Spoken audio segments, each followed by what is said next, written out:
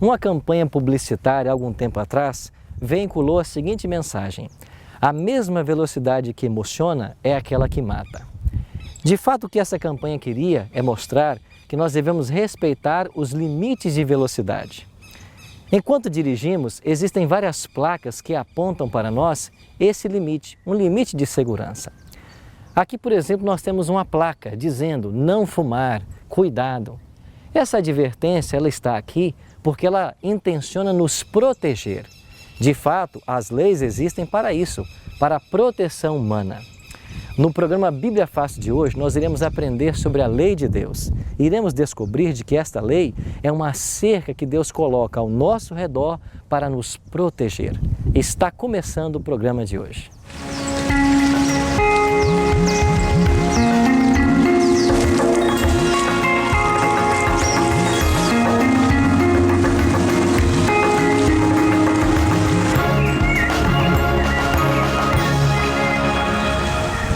Olá, amigos da Novo Tempo, sejam bem-vindos mais uma vez ao Bíblia Fácil.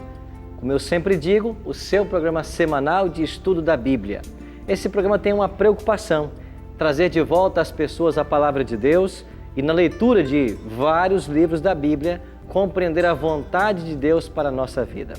Na semana passada estudamos a respeito do juízo, que ele acontece em 3 fases. Uma fase antes da volta de Cristo, que é o juízo dos salvos, uma fase durante o milênio, que é o juízo comprobatório, para se saber por que os ímpios se perderam, e uma fase 1000 anos depois da volta de Cristo, que é o juízo executivo, quando a sentença finalmente será dada e cada um terá a recompensa de acordo com suas obras.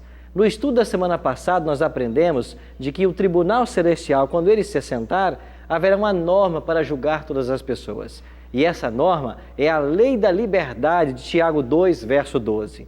Vimos nos versos 10 e 11 de que essa lei da liberdade é a lei dos 10 mandamentos. E em Mateus 19, na experiência de Jesus com o jovem rico, nós vimos que Jesus disse para ele de que se ele quisesse entrar na vida, ele deveria guardar toda a lei. Pois bem, agora nós vamos estudar a respeito dessa lei. Qual é a origem dessa lei? Qual é o propósito dessa lei? Se ela está em vigência ou não? Assim, eu convido você para tomar a sua Bíblia e participar desse estudo com todos nós. Eu queria dar o meu cordial cumprimento a todos aqueles que estão conosco aqui, nessas semanas estudando a Palavra de Deus, desde uma paradisíaca ilha em Angra dos Reis, no estado do Rio de Janeiro. E que bom, né? Podemos estar aqui tirando esse tempo para conhecer mais da Bíblia, da Palavra de Deus. Eu queria aproveitar e mandar um abraço para uma pessoa que assiste o Bíblia Fácil, que é a Cássia Matos, lá de Guarulhos. A Cássia é a esposa do nosso técnico de áudio, que nós carinhosamente chamamos aqui de Tinga. Um grande abraço, Cássia, para você, para os teus filhos e para todos aqueles que estão sintonizados no Bíblia Fácil. E se você deseja receber o nosso guia de estudo de uma forma inteiramente grátis, você pode então ligar para nós. O telefone da Novo Tempo é 0 operadora 12 21 27 3121. Um atendente vai falar com você, vai pegar os seus dados postais e enviaremos então para a sua casa. Se você quiser, pode solicitar a revista pela internet, no nosso blog, novotempo.com/Bíblia Fácil. Aproveite para visitar a nossa página, também no Facebook, facebook.com/Novo Tempo. Assim, vamos estudando a cada semana um tema diferente da Palavra de Deus e chegamos hoje ao tema da lei. Esse tema é um tema muito especial porque nós vivemos num tempo de anomia, vivemos num tempo onde as pessoas não gostam de lei, onde as pessoas preferem viver sem lei. De fato, é um tempo caracterizado assim. Mas hoje vamos aprender que a lei é uma cerca de proteção que Deus deu à humanidade. Mas nós temos um hábito aqui no programa Bíblia Fácil, que nós nunca começamos a estudar a Bíblia sem antes orar e buscar a direção do autor, o Espírito Santo. Você que está em casa, eu convido você então a orar conosco agora e buscar a bênção de Deus para o estudo mais uma vez. Bondoso Deus e Pai, graças te rendemos por todas as bênçãos e pelo prazer que temos agora de nos reunirmos mais uma vez para estudarmos a Tua Palavra. O tema que agora vamos aprender é um tema muito importante e vital para a nossa salvação. Ajuda-nos a compreendê-lo da forma devida. Abençoe a todos os nossos convidados que estão aqui conosco e também aqueles que nos assistem em casa. Que o Teu Espírito se faça presente em todos os lares que estão sintonizados agora nesse momento tão especial de estudo da Tua Palavra. É a nossa oração em nome de Jesus. Amém. Amém. Pois bem, uma vez convidado o Espírito Santo para estar conosco, podemos abrir esse livro e entender mais sobre a lei de Deus. O primeiro texto que nós vamos ler, que se encontra no segundo livro da Bíblia, Êxodo, vai responder a seguinte pergunta: por quem e como foi escrita a lei? Êxodo, capítulo 31, e nós iremos ler o verso 18. Êxodo 31, verso 18. Por quem e como foi escrita a lei de Deus?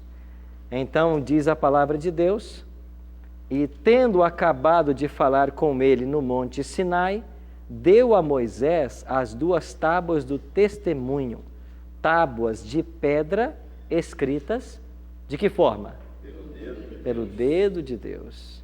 Alguém fez uma analogia muito bonita sobre a escritura de Deus por seu dedo. Disse que Deus, apenas em 3 ocasiões, Ele próprio escreve na Bíblia. Os 10 mandamentos, Deus escreveu com o seu próprio dedo. Em Daniel, capítulo 9, nós temos uma visão. Nós temos ali um rei babilônico dando um banquete e de repente aparece uma mão misteriosa que escreve na parede Mene, Mene, Tekel, Ufarzim. Ali é a mão de Deus também escrevendo. E no Novo Testamento nós temos o próprio Cristo, quando aqueles homens estavam prontos para apedrejar a mulher surpreendida em adultério, ele também escreve na areia os pecados daqueles homens. E quando eles começam a ler ali os seus pecados, eles se retiram cabisbaixos, porque eles não podiam apedrejar aquela mulher, porque eles eram tão pecadores quanto ela. Então, em 3 ocasiões, Deus escreve na Bíblia. E é interessante que alguém disse assim: quando ele escreve da sua lei, ele escreve em tábuas de pedra. Mas quando ele escreve os nossos pecados, ele escreve na areia. Qual é a diferença? Aquilo que está na pedra dura eternamente, mas aquilo que está na areia rápido se apaga. Isso é uma ilustração para nós. Os nossos pecados rapidamente podem ser apagados. E o pecado é a transgressão dessa lei, que foi escrito numa pedra e que não pode mudar. De fato, você tem que lembrar de um incidente. Houve 2 momentos em que Deus escreve a lei. No primeiro momento, ele escreve a lei em tábuas de pedra e entrega a Moisés. Moisés desce do Monte Sinai com essas tábuas e quando ele chega na planície, o povo está vivendo um momento de rebelião, porque, liderados por Arão, irmão de Moisés, eles haviam construído um bezerro de ouro e estavam adorando esse bezerro. Alguns dizem que esse bezerro era uma cópia do boi Apis, um dos deuses do Egito. E eles estiveram no Egito por 430 anos. A indignação de Moisés foi tão grande que ele pegou as 2 tábuas da lei que Deus escreveu e dera para ele e ele lançou ao chão. Ele parte a lei. A terra vai se abrir e vai engolir todos aqueles idólatras. Moisés volta ao monte e Deus pede que ele lavre 2 tábuas. Moisés lavra 2 tábuas de pedra e Deus agora dita para ele os 10 mandamentos. E ele escreve novamente igual à primeira tábua. É por isso que os 10 mandamentos são considerados pelos judeus também como os 10 ditados. Querem ver um exemplo? Vamos dar uma busca no livro de Gênesis e vamos aprender de que a lei de Deus não se origina com Moisés, mas ela já existia desde a fundação do mundo. Por exemplo, em Gênesis capítulo 2, versos 1 a 3. Abra sua Bíblia em Gênesis 2, versos 1 a 3. Vamos ler especificamente o 3. E abençoou Deus o dia 7º e o santificou, porque nele descansou de toda a obra que como Criador fizera. Aqui em Gênesis está Deus abençoando o sétimo dia. Na lei de Deus, esse é o quarto mandamento, que aparece em Êxodo capítulo 20, versos 8 a 11. Você percebe que mais de 1000 anos antes de Moisés já havia o mandamento do sábado? Olhe para outro texto no Gênesis. Gênesis capítulo 2, verso 24. 2, 24. Por isso deixa o homem pai e mãe e se une à sua mulher, tornando-se os dois uma só carne. Deus orientou de que um homem deve se unir a uma mulher. Aqui está implícito o mandamento que proíbe o homem ter relações com mais de uma mulher. Ou seja, o sétimo mandamento, não adulterarás. Um homem para uma mulher e vice-versa. Dê uma olhadinha agora em Gênesis capítulo 4. Aqui a partir do versículo 8 até o 16, você tem um episódio em que a Bíblia narra Caim matando Abel. E Deus reprovou aquela ação. Por que Deus reprovou? Porque matar é errado. Veja, Moisés está 1000 anos no futuro recebendo a lei, mas em Gênesis 4 já está o mandamento que proíbe matar. Vamos, por exemplo, para Gênesis capítulo 35, versículo 2. Gênesis 35, verso 2. Aqui nós temos o caso de Jacó erigindo um altar, e diz aqui o versículo 2, disse Jacó à sua família e a todos os que com ele estavam, lançai fora os deuses estranhos que há no vosso meio, purificai-vos e mudai as vossas vestes. Aqui está o mandamento condenando a idolatria. Veja, Moisés está no futuro, mas Jacó já tinha consciência de que idolatria era pecado. E finalmente um outro exemplo, no capítulo seguinte, 39, Gênesis 39, versículo 9. Diz assim no caso de José e seus irmãos, ele não é maior do que eu nesta casa, e nenhuma coisa me vedou senão a ti, porque é sua mulher. Como, pois, cometeria eu tamanha maldade e pecaria contra Deus? Aqui está o 10º mandamento, não cobiçar as coisas alheias.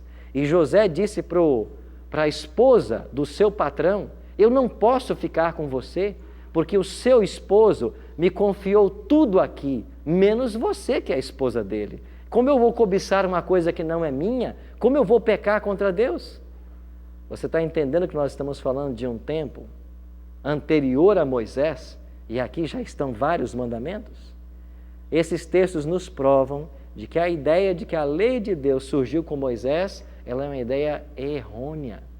A lei de Deus ela é eterna, ela sempre existiu. No Éden já estava a lei de Deus. Agora, por que ela foi entregue a Moisés de forma escrita? Porque o povo havia passado 430 anos como escravos. E como escravos, eles se esqueceram dos ensinamentos do Senhor. E então Deus mandou que tudo fosse agora registrado para o benefício deles e para o benefício da posteridade. No caso, para o nosso benefício. Então veja, a lei de Deus ela é eterna, ela sempre existiu. Ela foi transcrita nos dias de Moisés para ajudar as pessoas a não se esquecer dos 10 ditados, dos 10 mandamentos. Um outro detalhe sobre a lei que nós precisamos aprender. Como Jesus, que veio cerca de 3.000 anos depois que a lei foi entregue no Sinai, ele tratou com a lei. Como Jesus lidou com essa situação? Vamos para Mateus, ou melhor, vamos para João. João 15, verso 10. João, capítulo 15, versículo 10.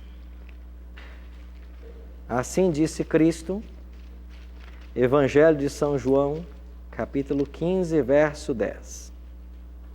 Página 91 do Novo Testamento. Você que nos acompanha em casa, João 15, verso 10. A paginação às vezes não confere com a sua versão, mas o texto está na íntegra. João 15, 10. Se guardardes os meus mandamentos, permanecereis no meu amor, assim como também eu tenho guardado os mandamentos de meu Pai, e no seu amor permaneço. Jesus veio para cumprir a lei, no sentido de obedecê-la.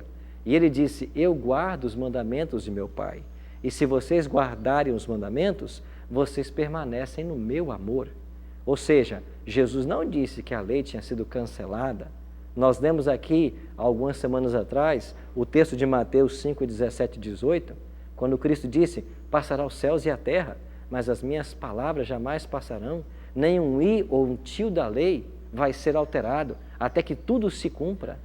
Ou seja, Jesus provou de que a lei é eterna, a lei está em vigência. A lei hoje deve ser seguida e obedecida por todos nós. Alguns dizem, mas a lei não foi abolida na cruz? Jesus não aboliu a lei com a sua morte?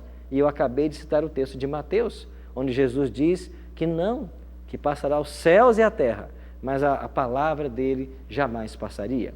Agora, uma pergunta que nós temos que responder. A lei de Deus tem um propósito. Deus a deu com um propósito. Qual é esse propósito?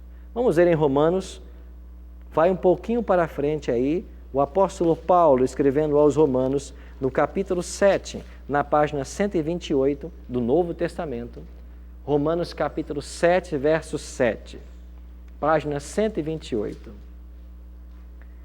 Assim escreveu Paulo, que diremos, pois, é a lei pecado? De modo nenhum, mas eu não teria conhecido o pecado, senão por intermédio da lei. Pois não teria eu conhecido a cobiça, se a lei não dissera, não cobiçarás. Qual é o argumento que Paulo está usando aqui para falar da vigência da lei? Eu não teria conhecido o pecado, senão por intermédio da lei. Se a lei não dissesse para mim que a cobiça é errada, como que eu ia saber que cobiçar é pecado? Então, diz aqui o texto que a função da lei é mostrar o que é pecado. De fato, essa é a função da lei. Qual é a função da lei? Mostrar o que é pecado. Existe uma analogia muito simples, mas muito prática. A lei funciona como um espelho. Se você estiver com o seu rosto manchado, sujo, você não consegue ver. Você não percebe que está assim. Mas se você vai diante do espelho, o espelho mostra a sujeira da sua face. Mas o espelho tem poder de limpar a sujeira da sua face? O espelho vai alterar o quadro? Não. O espelho só mostra.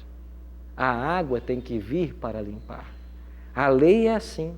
A lei não corrige o seu problema. A lei mostra que você está em pecado. E Paulo diz que a lei serviu de aio para conduzir a Cristo.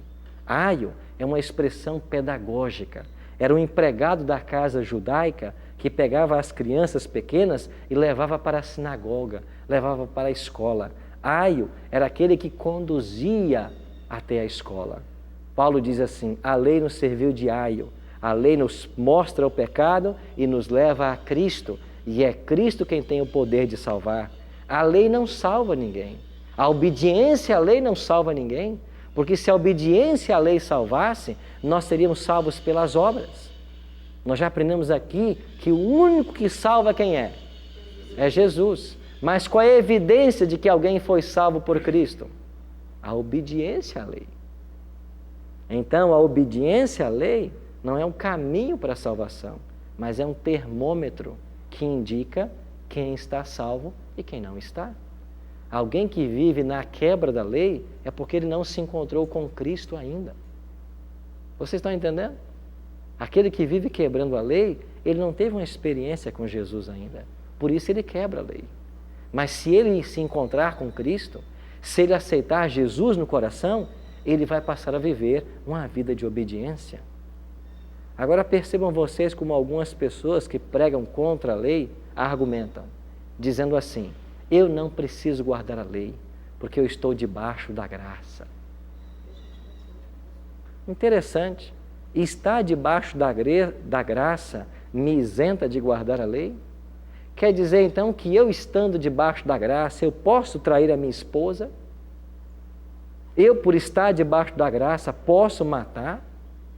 Eu, por estar debaixo da graça, posso roubar? Claro que não. Então, aquele que afirma estar sob a graça e quebra a lei, de fato ele está debaixo da lei e não da graça. Debaixo da graça está aquele que obedece. Eu vou dar um exemplo claro para vocês. Você está com o seu automóvel numa rodovia onde a velocidade máxima permitida é 110 km por hora. Se você viajar por uma semana nessa rodovia a menos de 110 por hora, alguém vai perturbar você com relação à tua velocidade? Vai sim ou não? Não. Você está debaixo da lei? A lei está te acusando de alguma coisa? Não. Agora, se o limite de velocidade nessa rodovia é 110 e você viaja a 150, você está infringindo a lei? Alguém pode te acusar? Pode. Agora você está debaixo da lei. Sabe por quê? Porque a lei está te acusando. Então, quem é que está debaixo da lei? É aquele a quem a lei acusa.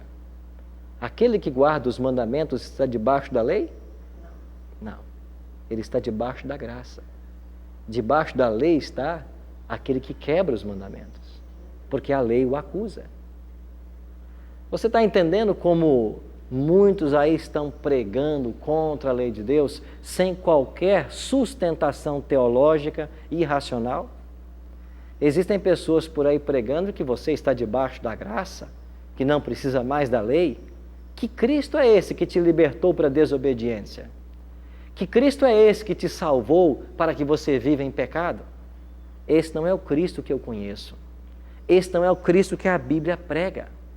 O Cristo que a Bíblia prega é um Cristo que liberta as pessoas por uma vida de obediência, não de desobediência. Até aqui tudo bem? Vamos caminhar mais um pouco. Que constatação fez Jesus sobre o comportamento de muitas pessoas em relação à lei? Vamos ler então Marcos, capítulo 7, versículo 8. Marcos, capítulo 7, verso 8. Olha o que disse Cristo. Marcos 7, verso 8, página 36 do Novo Testamento. Negligenciando o mandamento de Deus, guardais o quê? A tradição dos homens. Muitas pessoas estão negligenciando os mandamentos de Deus para seguir a tradição dos homens. Nós iremos para o intervalo. Quando nós voltarmos, eu vou explicar com detalhes o que significa abandonar os mandamentos pela tradição humana. É uma realidade religiosa do nosso país. Milhares deixaram o mandamento para seguir a tradição. O problema que Jesus presenciou nos dias dele é um sério problema da nossa atualidade. Mas essa questão será respondida assim que voltarmos no próximo bloco. Fique com a gente. No próximo bloco... Sandra? Então, pastor, tinha uma pergunta para te fazer, que é a seguinte, a lei do Senhor é tão clara, estudando a gente consegue, sabe, fico boba até. Por que existem tantas doutrinas diferentes, sabe? Por quê? Se a palavra é tão clara e é tão reveladora, se a gente buscar, a gente encontra as respostas.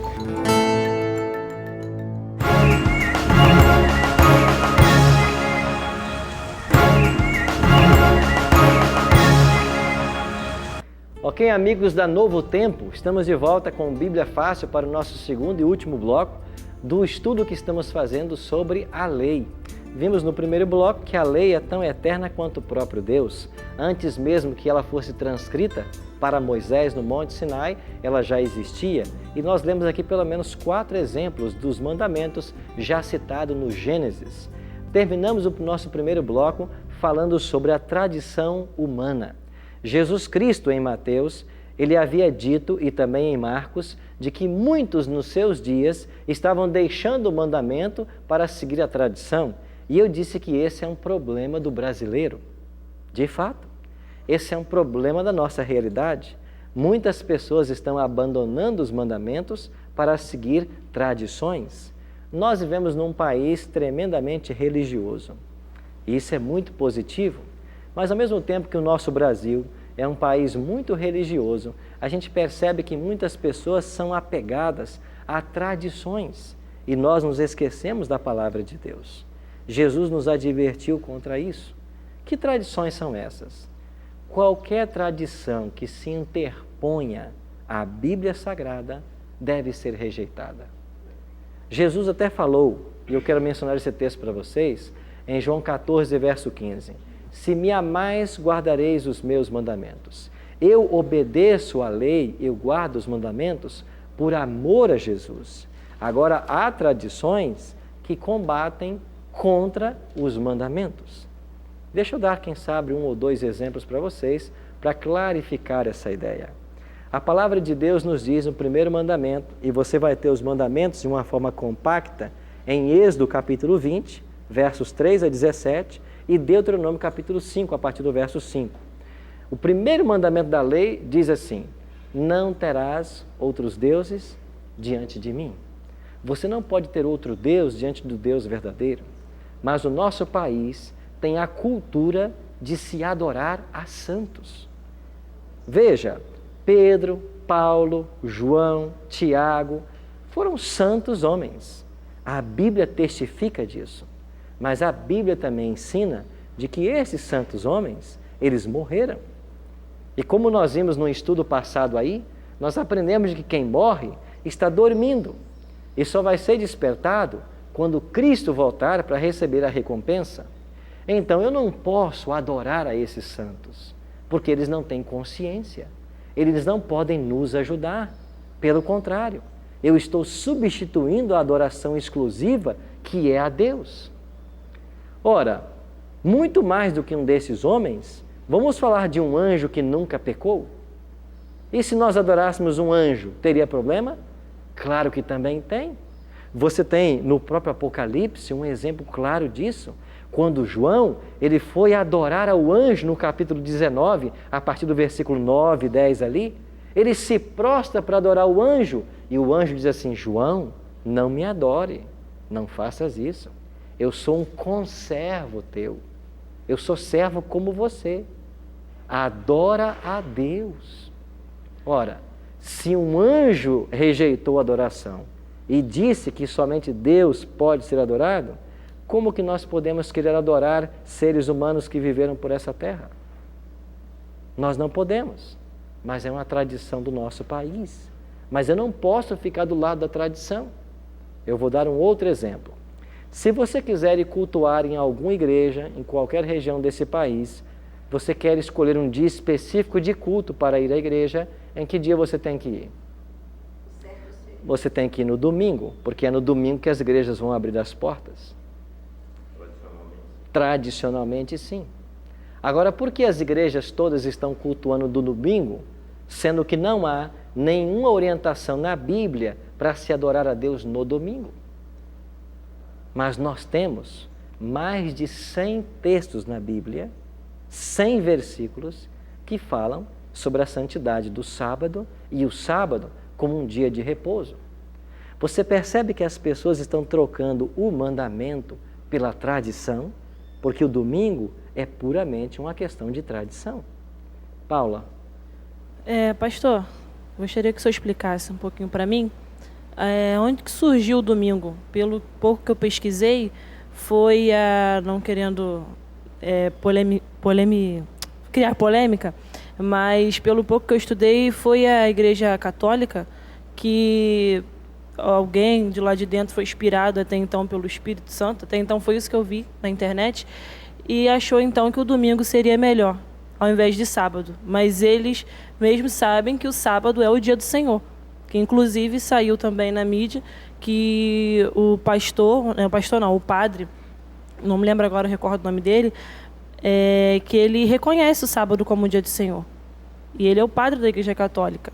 Então, fica uma coisa assim que a gente não consegue entender. Ok. Falando sobre o domingo como uma tradição que se estabeleceu ao longo dos séculos, a origem do domingo ela é tão antiga quanto a própria Bíblia. No tempo do Império Medo-Persa, vocês se lembram que o mundo ele já foi dominado por alguns poderes.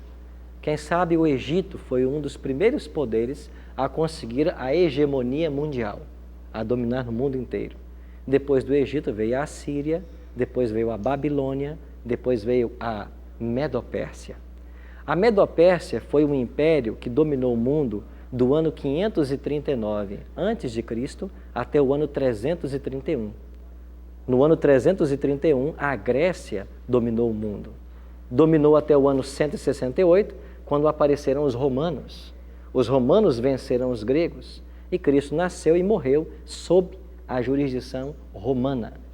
Mas no período que a Grécia dominou o mundo, que foi de 539 até 331 a.C., havia no Império Medo-Persa uma seita chamada os Mitraitas, ou Mitraísmo. Esses Mitraitas é o primeiro povo que nós temos conhecimento na história que davam uma certa santidade ao primeiro dia da semana. Nas batalhas gregas e nas batalhas romanas contra o Império Medo-Persa, principalmente os soldados romanos, eles mesclaram as suas ideias com as ideias do mitraísmo. E vários soldados romanos que voltaram dessas guerras com os medo-persas trouxeram a ideia mitraíta para Roma. Ou seja, um dia da semana especial para as deidades. E era o primeiro dia da semana. Os romanos adoravam também o sol e colocaram o primeiro dia da semana como o dia do deus Sol. O Sol Invictus, assim chamavam os latinos. Essa influência ela pode ser constatada até na morfologia da língua inglesa atualmente. Se você for ler em inglês os dias da semana, você vai perceber que domingo foi traduzido como Monday, ou melhor, Sunday. Monday é segunda-feira, né? Sunday, ou seja, o domingo em inglês é literalmente o dia do sol. Então os romanos, que eram povos pagãos, eles adoravam ao sol no primeiro dia da semana. Até o quarto século, o cristianismo foi fortemente perseguido, mas no ano 313, já de nossa era, o imperador romano Constantino se converteu, entre aspas, ao cristianismo, porque foi uma jogada política. Ele já dominava Roma, o império, ele queria dominar sobre a igreja, e que naqueles idos já estava bem difundida. Então Constantino, no dia 7 de março do ano 321, ele assina aquele que é o primeiro decreto dominical da história. Quando ele assina esse decreto dominical, ele consegue unir os cristãos aos pagãos. E a partir desse momento, os cristãos que até o quarto século santificavam o sábado, eles agora começam também a guardar o domingo. E aos poucos o sábado foi sendo esquecido e o domingo foi sendo se firmado. Bom, por enquanto eu vou dizer apenas isso para dizer do início dessa tradição que começou no Império Medo-Persa e se firmou em Roma através de Constantino no quarto século. Numa próxima lição que nós vamos estudar aqui, quando falarmos dessa substituição, eu vou trazer mais detalhes para vocês. Meu amigo, sim? Pastor, eu queria saber porque o sábado começa na sexta à tarde. Ok. Por que o sábado deve ser observado do pôr do sol até pôr do sol? O livro de Levítico, você pode abrir aí a sua Bíblia, o terceiro livro da Bíblia, no capítulo 23, versículo 32, contém uma orientação sobre isso. Levítico, capítulo 23, verso 32, página 90 do Antigo Testamento. Levítico 23, 32 diz assim: sábado de descanso solene vos será. Então afligireis a vossa alma aos 9 do mês, de uma tarde a outra tarde celebrareis o vosso sábado. O sábado deve ser celebrado de uma tarde a outra tarde. Se você for para o livro do Gênesis, no primeiro capítulo, você vai perceber que ali aparecem vários versos dizendo assim: Houve tarde e manhã o primeiro dia, houve tarde e manhã o segundo dia, houve tarde e manhã o terceiro dia. Por que isso? Porque, biblicamente, primeiro vem a parte escura do dia, depois a parte clara. Você tem 12 horas escuras e 12 horas claras. Por exemplo, o pôr do sol ele está acontecendo por volta das 6 ou 7 horas. Então, das 6 da tarde até as 6 da manhã, você tem 12 horas escuras. Das 6 da manhã às 6 da tarde, 12 horas claras. Então, biblicamente, o dia não começa meia-noite. Meia-noite é convenção da humanidade. É uma tradição que se estabeleceu. Biblicamente, o dia começa ao pôr-se o sol. Quando o sol se põe, terminamos um dia e começamos outro dia. É por isso que o sábado deve ser guardado de pôr do sol a pôr do sol e não de meia-noite a meia-noite. Certo? Até aqui tudo bem, amigos? Um outro detalhe. Quando falamos sobre a lei de Deus, a profecia indica que esta lei sofreria um forte ataque. Eu queria que vocês abrissem a palavra de Deus no livro do profeta Daniel. Daniel, olhe para o capítulo 7 de Daniel. O capítulo 7 de Daniel fala sobre a visão, sobre 4 animais. E o quarto animal do capítulo 7 é representado por um animal terrível e espantoso, e esse animal fala do poder do anticristo também, de um poder que se levantaria contra Deus. Eu estou na página 594 do Antigo Testamento. Daniel capítulo 7, verso 25. Assim profetizou Daniel. Daniel 7, 25, página 595. Proferirá palavras contra o Altíssimo, magoará os santos do Altíssimo e cuidará em mudar os tempos e a lei. E os santos lhe serão entregues nas mãos por um tempo, 2 tempos e metade de um tempo. Perceba que o profeta Daniel está dizendo que o anticristo, ele atacaria a lei de Deus. Ele cuidaria em mudar os tempos e a lei. Um outro verso que pode ser lido dentro do mesmo profeta Daniel, ele vai falar de que a mentira iria prevalecer sobre a verdade. Olhe para Daniel 8,12. O exército lhe foi entregue com o sacrifício diário por causa das transgressões e deitou por terra o quê? A verdade. E o que ele fez? Veja, o anticristo mudaria os tempos e a lei, deitaria a verdade por terra e o que ele faria iria prosperar. Essa é uma profecia que fala de um ataque à lei de Deus. Sim, Alessandra? Então, pastor, tinha uma pergunta para te fazer, que é a seguinte, a lei do Senhor é tão clara, estudando a gente consegue, sabe, fico boba até. Por que existem tantas doutrinas diferentes, sabe? Por quê? Se a palavra é tão clara e é tão reveladora, se a gente buscar, a gente encontra as respostas. É verdade. Se nós buscarmos as respostas, a Bíblia vai trazer para nós. Agora, se ela é tão clara a lei, por que nós temos tantas pessoas ou tantas religiões pregando de forma errada? Aqui em Daniel está o início dessa compreensão. Primeiro, seria uma obra do anticristo que atacaria a lei de Deus. Então o diabo, ao longo de séculos, ele preparou o terreno para esse ataque. Você quer ver uma coisa? Quando Cristo veio, ele operou vários milagres, mas a Bíblia registra vários milagres que ele fez num dia especial. Que dia foi esse? Sábado. Por que Jesus realizou tantos milagres no sábado? A Bíblia relata pelo menos 8 milagres no sábado. Por quê? Lucas 4,16 e 4,31 vai dizer que Jesus respeitava o sábado como mandamento. Marcos 2 vai dizer que Jesus é o Senhor do sábado. E ele curava no sábado, ele tinha o sábado como um dia especial. Mas o principal motivo pelo qual ele curava ao sábado não era esse. Sabe qual era? Ele queria curar para que ele fosse criticado. Você já pensou nisso?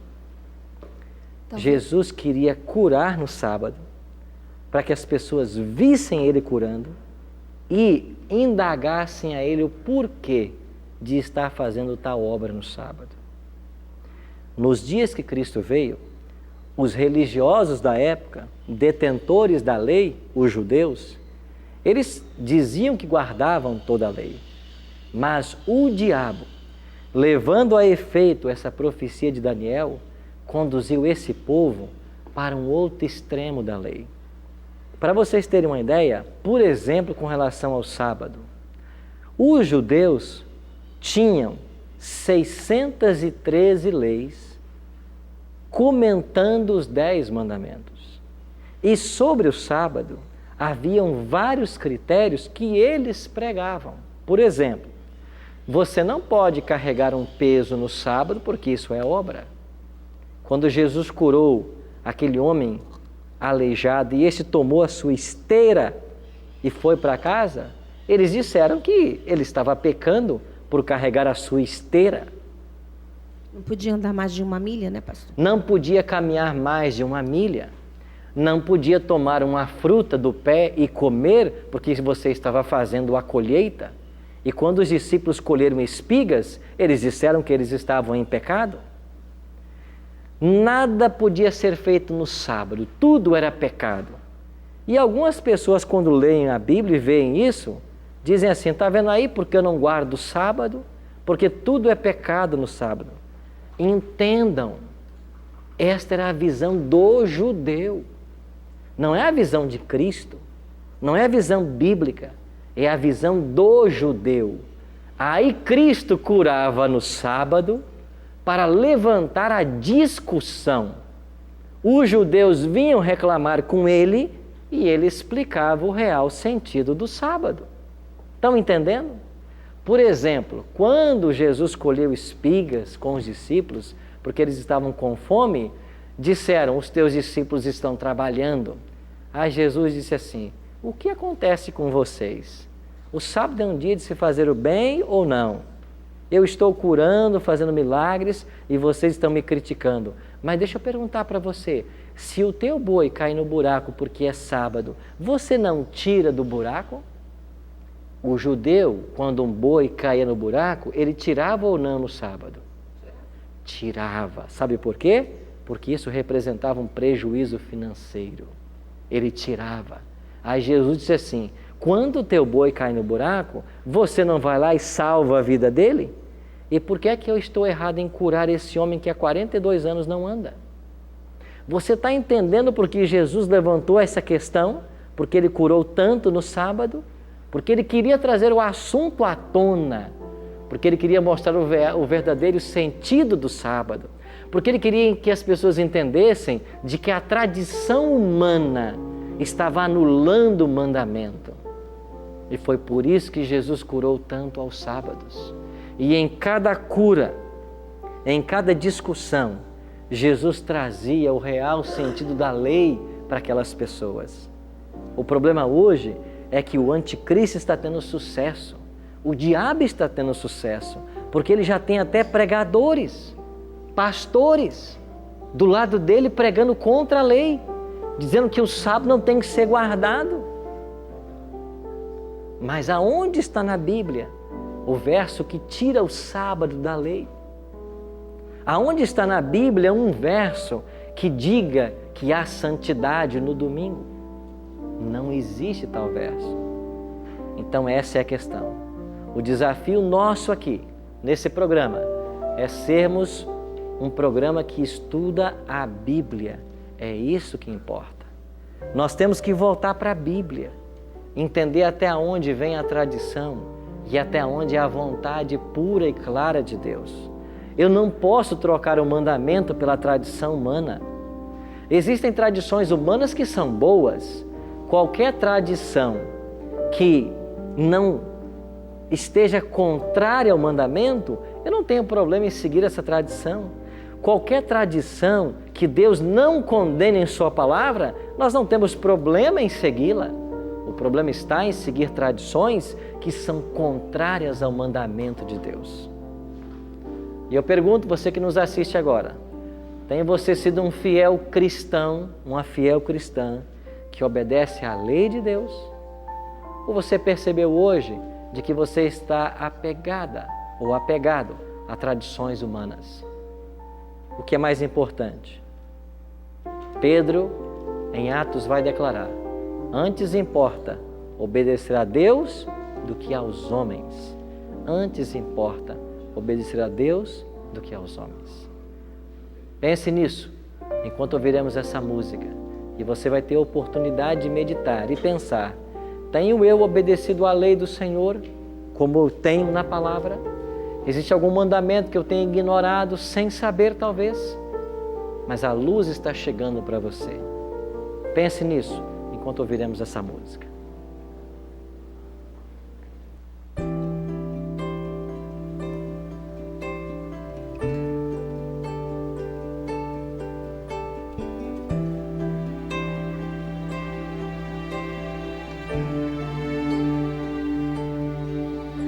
Você que se sente como eu neste momento, com medo de estar longe de Jesus, com medo de negar a sua cruz. Você que olha em volta e não pode abandonar os brilhos que se apagam, os ecos que se perdem, valores que não podem perdurar. Você que sente muito a falta de Jesus, mas pensa estar tão longe que não pode mais voltar. Você que, como eu, não sabe como abandonar tudo aquilo que o afasta de Jesus, saiba que Jesus o aceita hoje como está. Vai até o infinito lhe buscar, da vida para que possa lhe salvar. Seu amor não mede altitude nem distância, ultrapassa os pecados e te alcança. Com ternura o convida a voltar. Jesus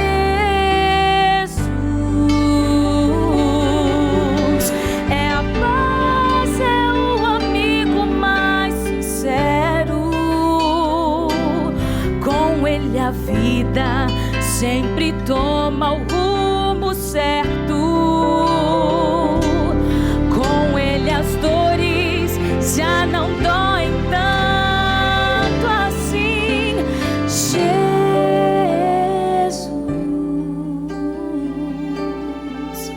é a voz que sempre chama e não acusa. É o braço aberto que nunca recusa. É o peito onde você vai se encontrar, se encontrar.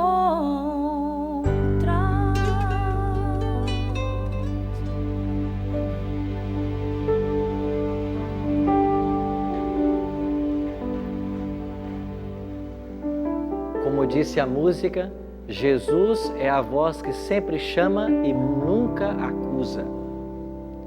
Jesus não te acusa. Ele mostra que você pode galgar alturas maiores. Será que está me assistindo agora um pregador do Evangelho, um pastor, que quando assume o púlpito da igreja tem pregado contra a lei de Deus e contra o sábado?